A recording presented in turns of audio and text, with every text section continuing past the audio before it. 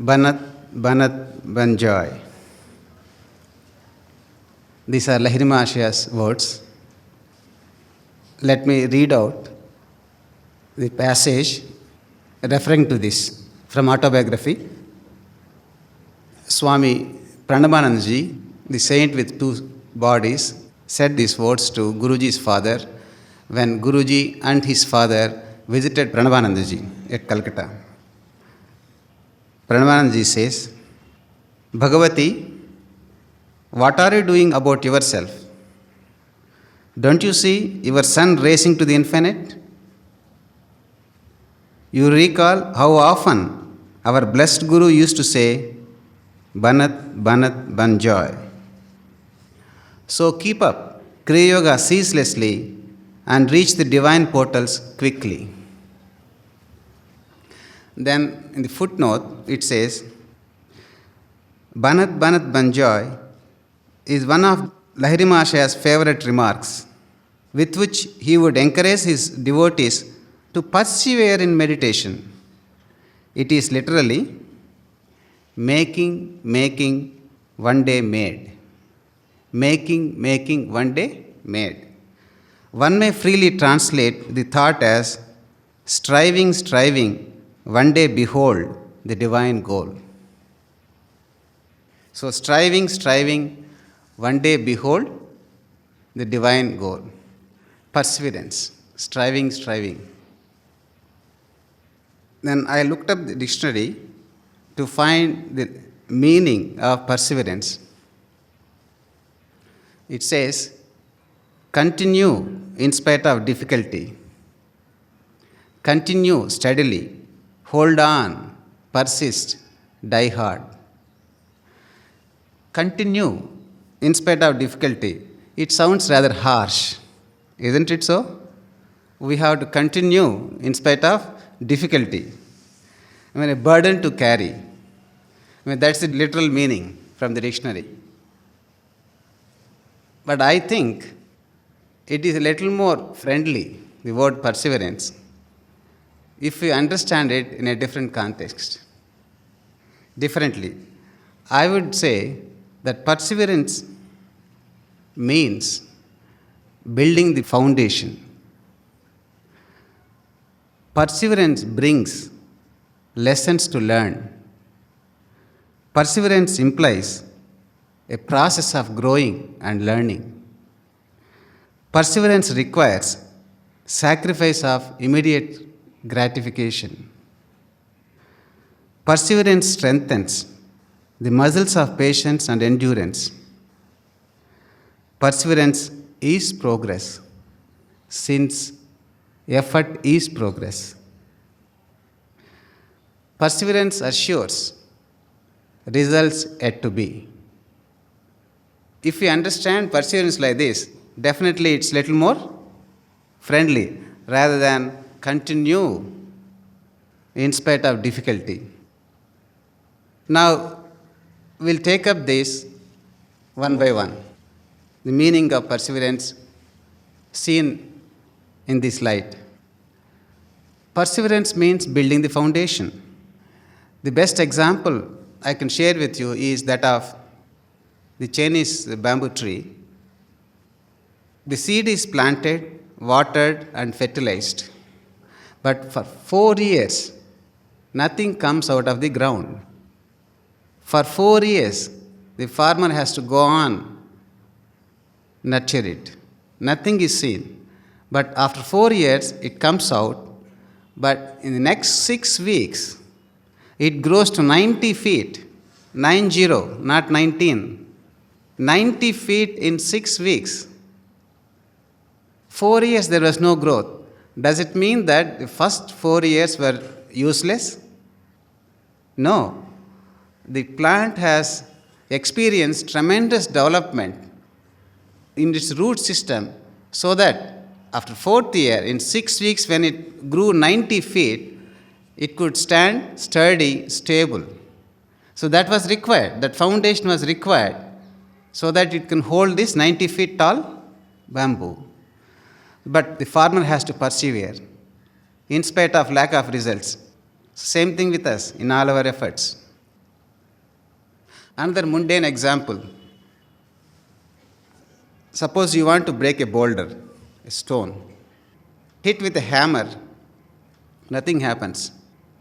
A second blow, not even a crack. Third blow, you won't see anything. 8, 9. A 10th blow, it breaks into two. Does it mean that the first 9 blows were useless? You couldn't see any result. But that prepared the stone for the 10th successful blow. Perseverance. Foundation is being built by our efforts, even if we don't see the results. Proper foundation is essential for everything, be it a building, or business, or education, or spiritual life. Proper foundation is required, and that can be built, especially in spiritual life, only by perseverance. Banat, Banat, Banjoy. Next, perseverance implies a process of learning and growing, which is essential. Guruji's words: a disciple was excusing his lack of spiritual progress on the grounds that he had difficulty in overcoming his faults. Intuitively perceiving a deeper cause, Guruji said, "The Lord doesn't mind your faults, He minds your indifference." The Lord doesn't mind your faults, He minds your indifference. So as long as we are putting the effort with interest, we are safe. Now, with meditation techniques, it is very much valid. As Swami Anandamoji likened, the meditation techniques are like musical instruments. We go on improving our mastery. But all that is required. We have to go on, go on. It only takes a few minutes to learn Hangsa. But the power of Hangsa we know as we keep on. Same thing with Kriya. Lahiri Mahasaya said that the power of Kriya lies in its practice. Like musical instruments, we see musicians, even after 20 years they are saying, now I am enjoying, I am learning. I have a feel of what this instrument is all about. Learning. One point here. The musicians, not that they just practice, they practice regularly and perfectly. That is important. Regularly we have to practice and as accurately as possible. Otherwise it's no practice. It's no practice. It's not that we practice once in a while, but regularly we have to practice. It's a necessary process of learning and growing. I would like to share with you the words of a saint. The saint was in an expansive mood. His disciples wanted to know something from him. In that sublime mood, they put him a question.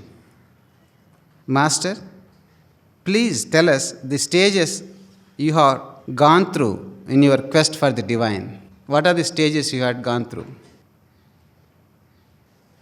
Then the master said, God first led me by the hand into the land of action, and there I dwelt for several years. Then God returned and led me to the land of sorrows. There I lived until my heart was purged of every inordinate attachment. That is when I found myself in the land of love, whose burning flames consumed whatever was left in me of self, that is lower self. This brought me to the land of silence, where the mysteries of life and death were bare before my wondering eyes. Then the disciples asked, was that the final stage of quest? The master said, no. One day God said, today I shall take you to the innermost sanctuary of the temple, to the heart of God Himself. And I was led to the land of laughter. free from all dualities and delusion, one awakens in cosmic dream, in ever new joy. That is the land of laughter. But you see what he said here. Let's analyze. He had to go through the land of action, and then land of sorrow, land of love, land of silence, then land of laughter, where one is awakened in cosmic joy. Do you want to be spared of these stages? Is it possible? So, it is essential in spiritual life to go through various experiences, pleasant and unpleasant, all along on our path to God. Perseverance is the key. Perseverance is the key. Because it's a process of learning and growing. But here, the stages are given rather figuratively to explain the point. Remember that these are not watertight compartments in the sense one follows the other. A few years in the land of action, and then a few decades in the land of sorrow, and then love. No. If you analyze your own life, probably we are all going through all stages all the time. These are all experiences all the time is there. Land of action, land of sorrow, land of love, land of silence. That meditation takes us to the land of silence every day, until we are going to awaken in the land of ever new joy. So we should not expect ourselves to be spared of these stages which a master had to undergo. You are going to be a master one day. You should be able to tell something to your disciples, rather to your admirers. So we have no choice. Sometimes one stage may be a little longer for us. Could be land of love, land of sorrow, little longer it appears. But we have to go through. Perseverance is the key. Then, another angle to look at this perseverance. Perseverance brings out the lessons to learn, the qualities to cultivate. Here is a story from the life of Thomas Edison, inventor of the light, electrical light.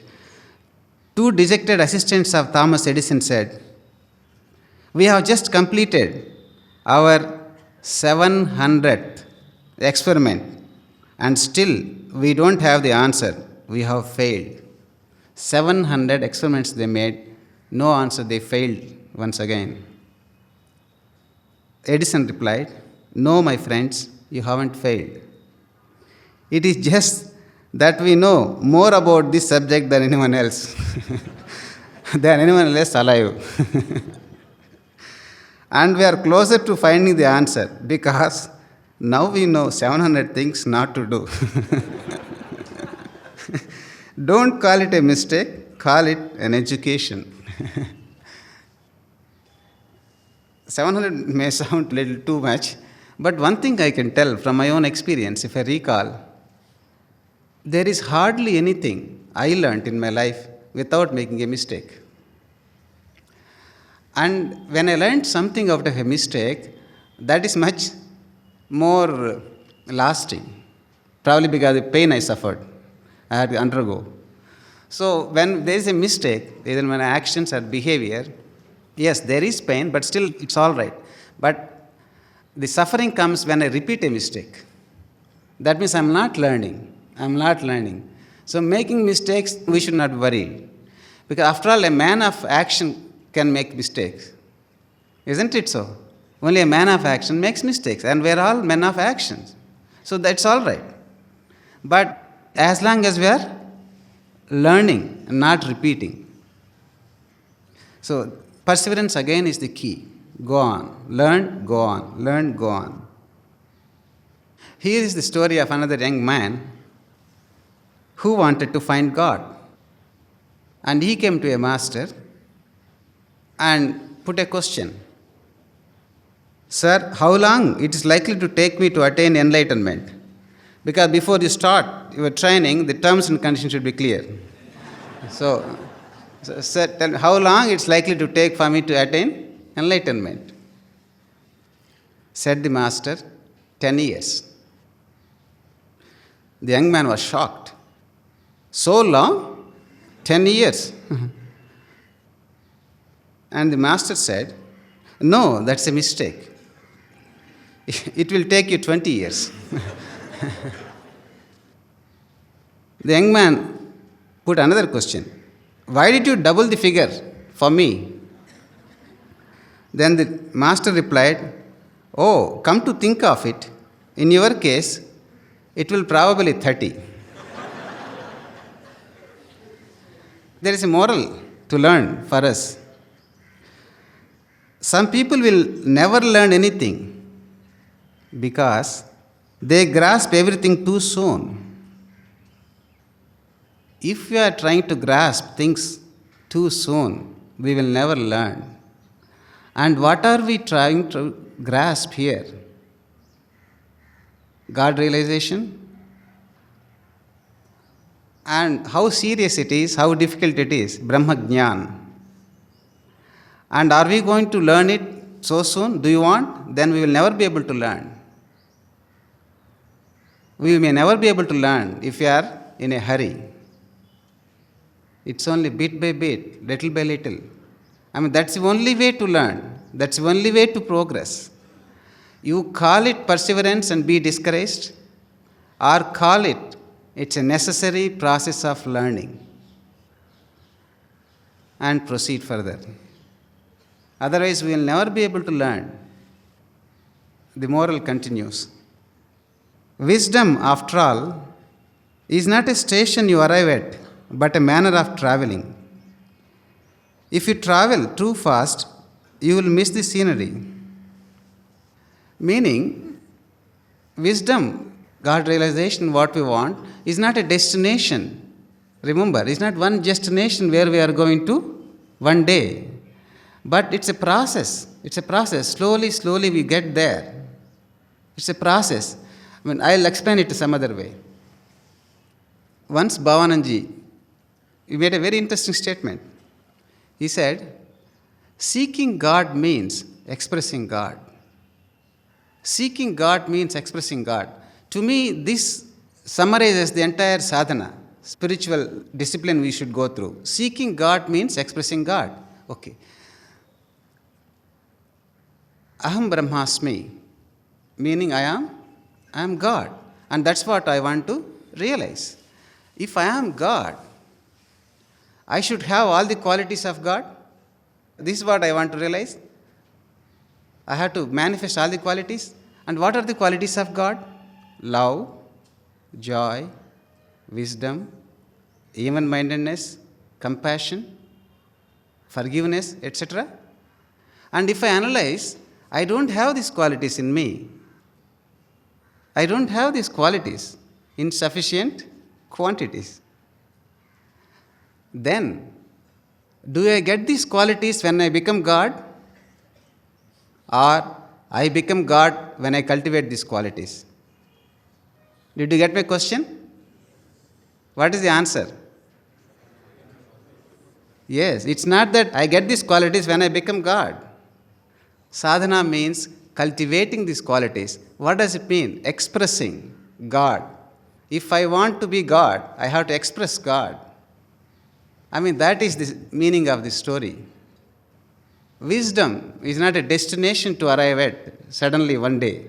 It's a process of traveling. It's a process. I have to go on. If I am doing sadhana, means I should go on cultivating these qualities, manifesting these qualities. It's a process of traveling. Slowly, slowly. Love, joy, even-mindedness, wisdom, compassion, forgiveness. All this I have to cultivate. It's a process of traveling. Then one day, yes, I will arrive at the destination, that is oneness with God.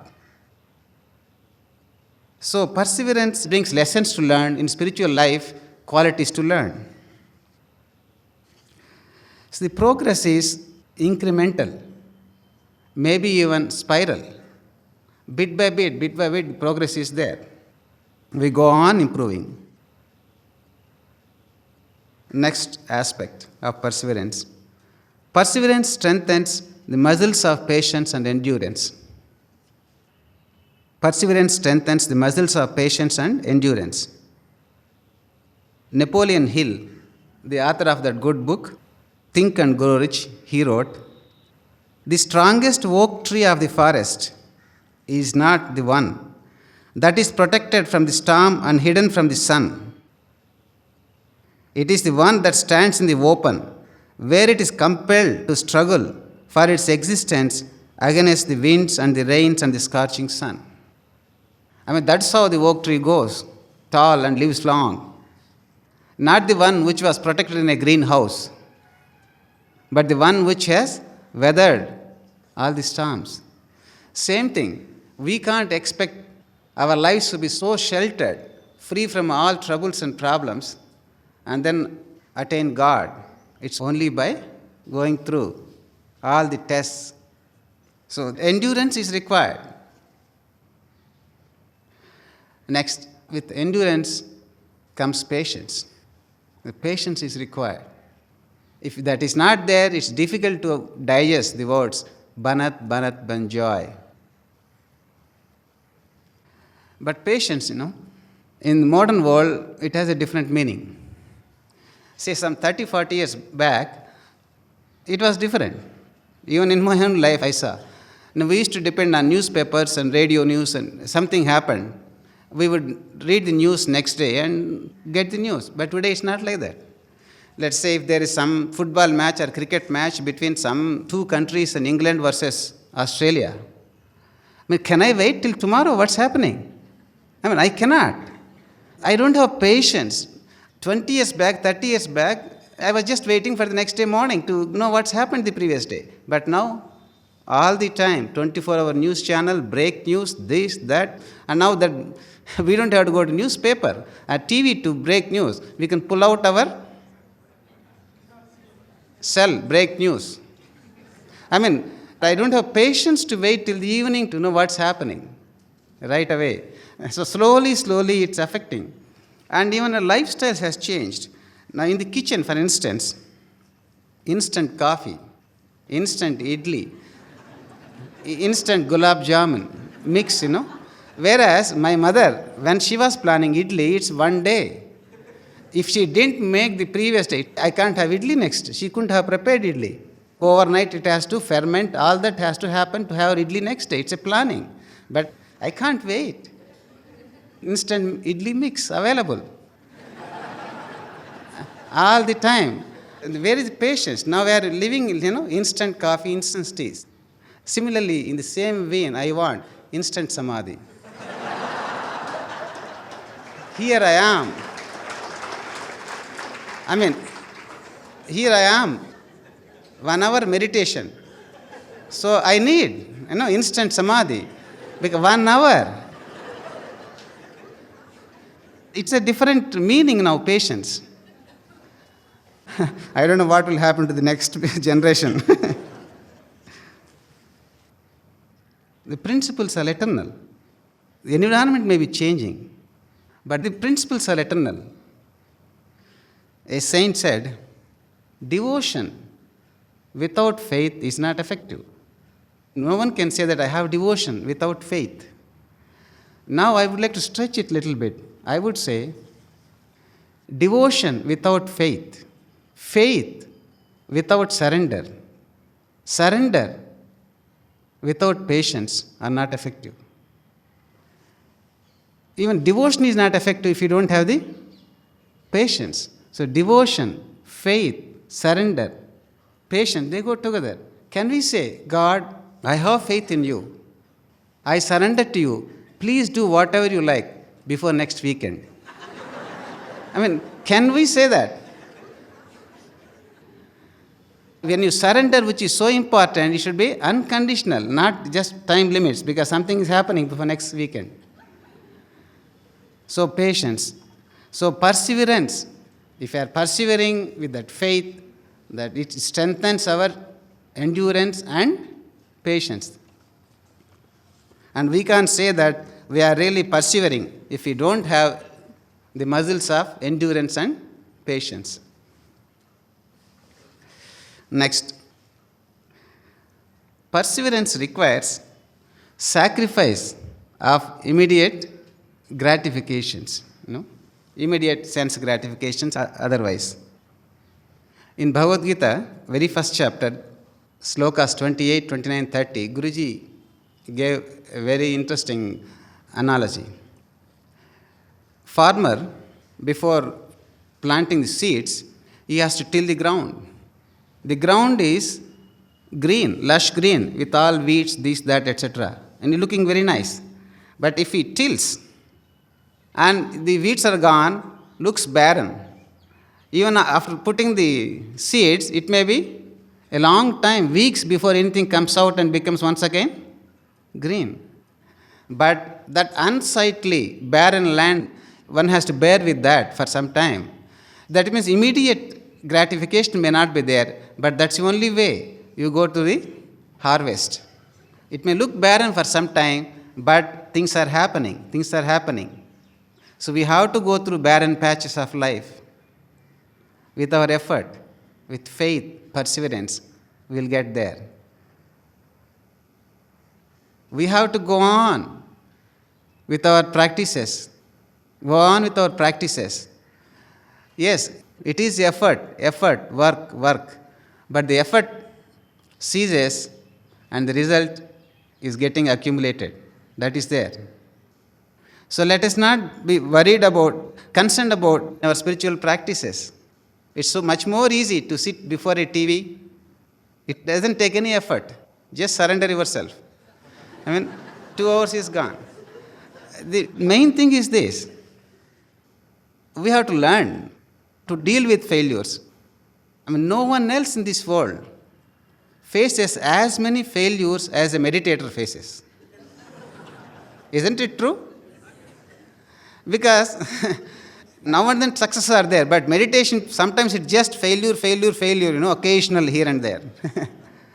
Remember, these words specially were used with respect to Kriya Yoga practice. Banat, banjoy. Keep up with your Kriya Yoga practice. Lahiri Mahasaya said and Pranavanandaji said. That means they are aware that it could be a struggle, endurance test, striving. And what we expect from meditation? Joy, peace, etc. And that may not be there after practice. Whereas, what do you expect from TV?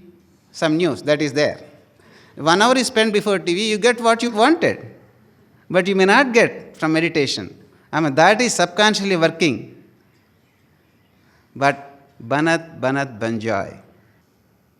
Not immediate results. I will share with you a piece of advice given by a saint. The saint said, don't be like an ordinary soldier who works for the day and at the end of the day asks for his wages. But be like a noble officer who works with dignity, knowing well that all his needs will be taken care of. A daily wage laborer, an ordinary soldier, a daily wage laborer, he works for the day and at the end of 8 hours, give me my wage. Whereas a noble officer works with dignity, doesn't ask for wages every day. He knows pretty well that the reward is going to be credited into his bank, which will take care of his needs. Isn't it so? At the end of the month, the salary is going to be credited into the bank. He doesn't ask. Do you want to be like a daily wage laborer or a noble officer? Unanimous. Everyone. But what are we doing in our daily life, in meditation? We meditate for an hour, or if you are generous, for an hour and a half, quarter. And at the end of meditation, where is my wage? I want peace of mind. I want solution to my problem. I want an answer. I want healing. I have labored for an hour and a quarter. Where is peace of mind? Isn't it behaving like a daily wage laborer? If you are expecting that peace of mind, joy, whatever, healing, answer to a burning problem every day, Let's be like noble officers, meditate. Meditation is time with God, appointment with God. You don't want to give time to anyone whom you don't like. You are giving time to God, even though it's not joyful, because you love God. That itself is an expression of love. If you are meditating regularly, because you don't give time otherwise unless you love God. So meditate, knowing pretty well that the reward is being credited into the astral bank, which will come to our rescue at a more appropriate time. May not be immediate on the same day. Sometimes, don't you say that I had difficulty, I didn't even have time to pray, but somehow Guruji sent help. I didn't even pray, Guruji sent. Don't you say that? Where did that help come from? Not arbitrary. It came from the astral bank, wherein you have put in the effort. No effort goes in vain. It may not come the time you want, the way you want. It is always there. It's always there. So now we understand the meaning of Banat, Banjoy. Striving, one day behold. Again, that perseverance. The perseverance we should not understand in the literal way like continue in spite of difficulty. Understand that it's a process of learning. It's where I'm building the foundation. It's bringing lessons to learn. And this is the only way to progress. I'm traveling, I'm moving. Now, let us look at the reasons for not persevering. Generally, what are the reasons for not persevering? Lack of encouragement, lack of perceptible success, more importantly, lack of understanding. These are the reasons why we don't persevere. Lack of understanding, that is the main reason. Lack of perceptible results, lack of encouragement. But we have to strongly believe the law of karma. The law of karma cannot fail. Results must follow, maybe with a delay, because we don't understand the reasons. Guruji said, a common cause of spiritual discouragement is the devotee's expectations that God's response will come in a great blaze of awe-inspiring inner illumination. This erroneous notion dulls the devotee's perception of the subtle divine responses that are present from the very beginning of one's meditative practices. God responds to the devotee's every effort, every devotional call.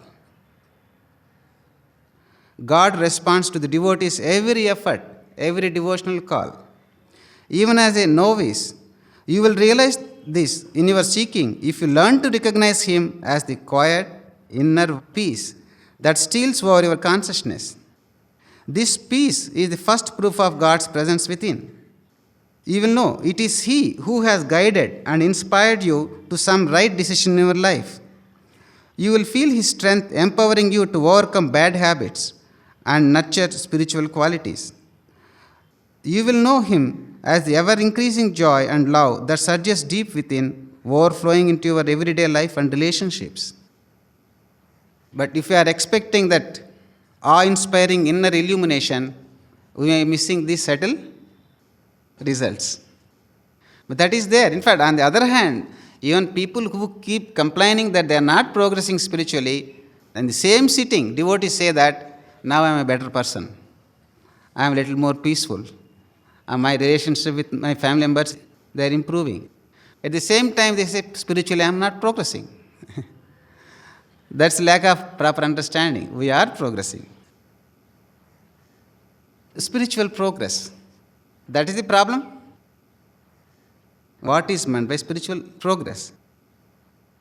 Phenomenal experiences and visions in meditation are not a correct gauge of spiritual development. Sometimes those persons making the greatest spiritual progress have few or no such experiences. The surest evidence that one is advancing spiritually is seen in one's consciousness and behavior. In other words, it is more what you are than what you behold in visions. It's more what you are than what you behold in visions. An illustration, one boy was playing. Someone remarked, "How cute this boy is." The boy's mother happened to be there and she said, "No, you have to see his recent photograph. He is even better. He looks even better." How does it matter how the photograph looks? What is important is how the boy is. Similarly, how does it matter what I behold in my dreams and visions? What is important is how I behave. Where is my consciousness? Not the visions I am going to have, illuminations I am going to perceive. If you are improving in your relationships with others, that is a definite sign of spiritual progress. Guruji said, the greatest evidence of spiritual consciousness is seen in a person's real inner effort to go upstream against old wrong habits towards real lasting happiness. That is perseverance. So thus we can ask ourselves one question. How much of spiritual effort do I make every day? The answer to this question is an indication of the spiritual progress. How much of effort I am making today?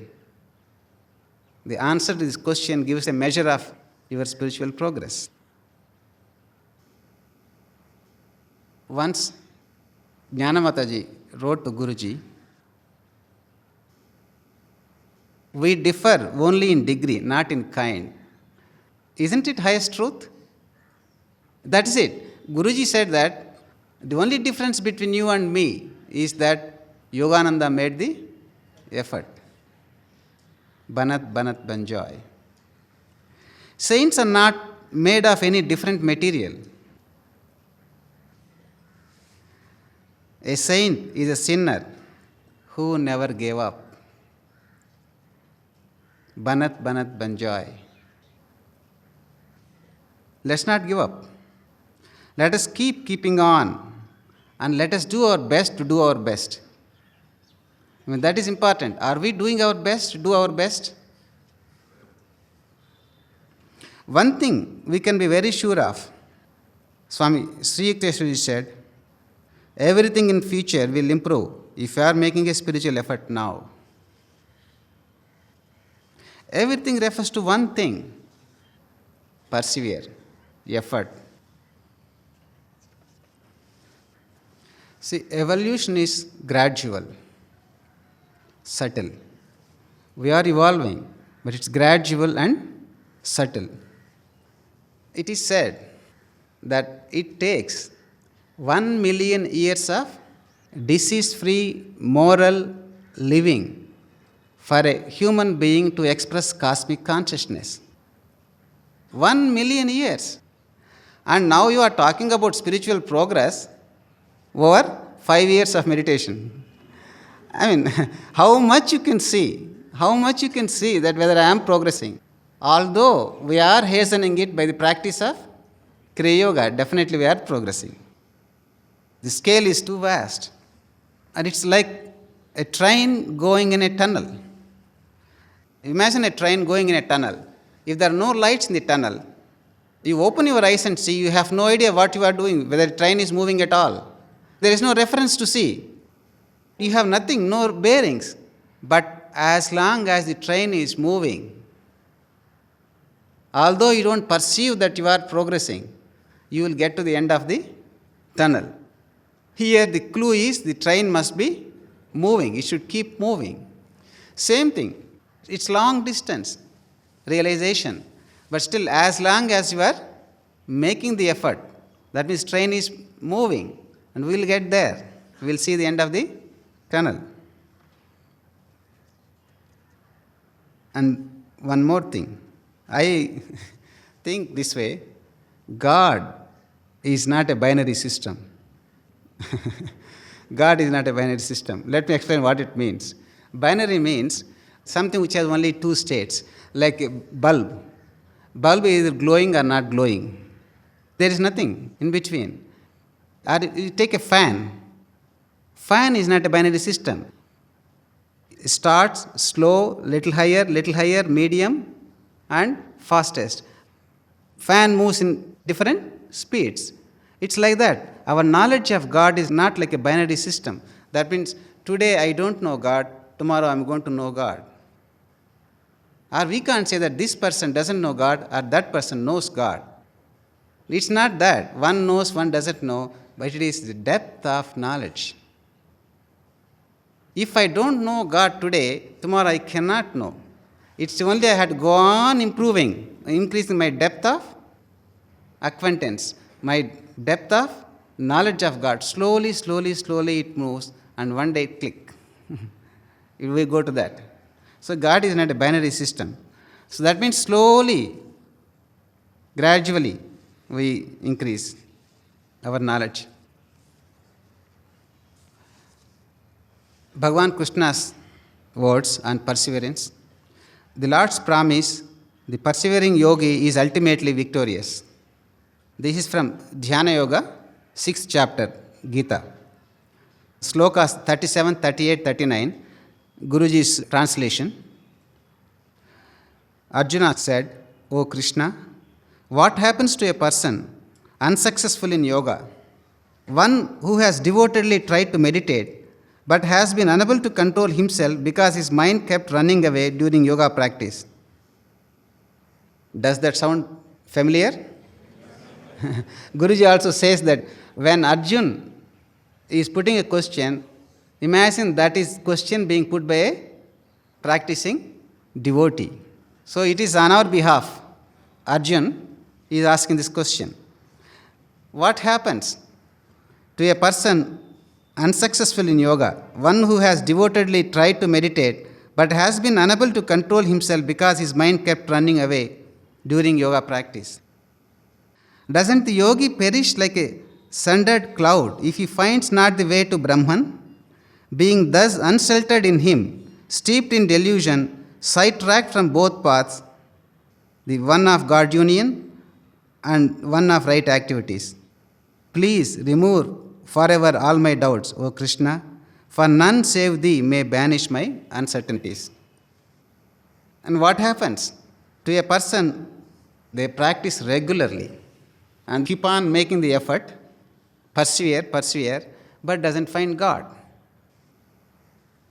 The blessed Lord said, O Arjuna, my son, a performer of good actions never meets destruction.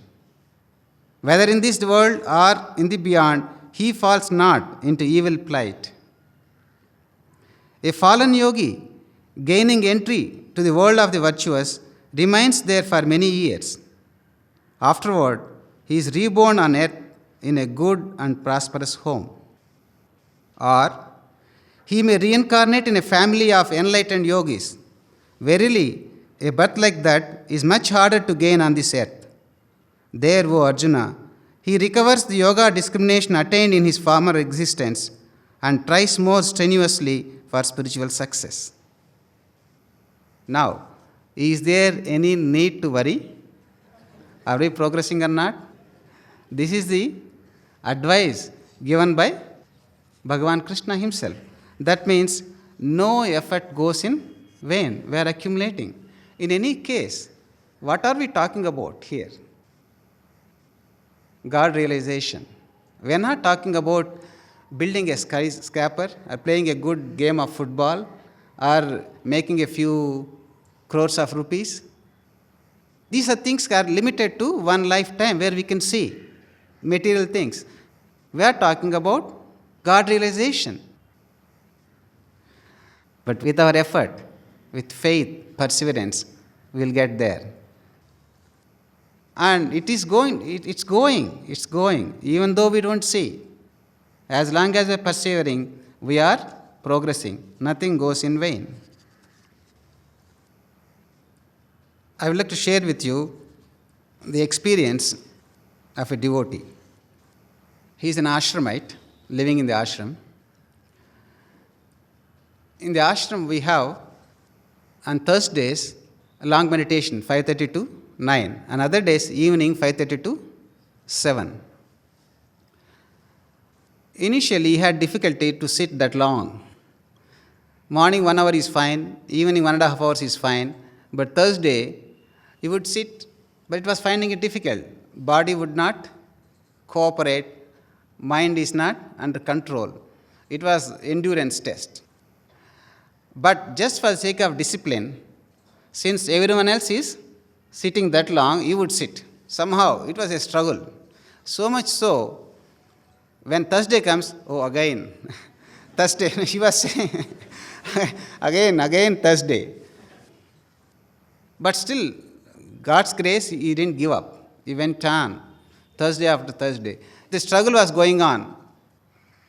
But after some time, he found the struggle on Thursday evening was continuing, but he found that Friday morning meditations have increasingly becoming effortless, sweeter and deeper. That he found.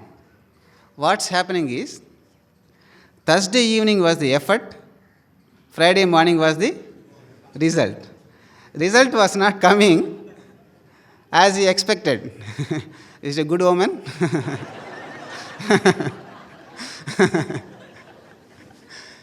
The results may not come as we expected, but result was coming.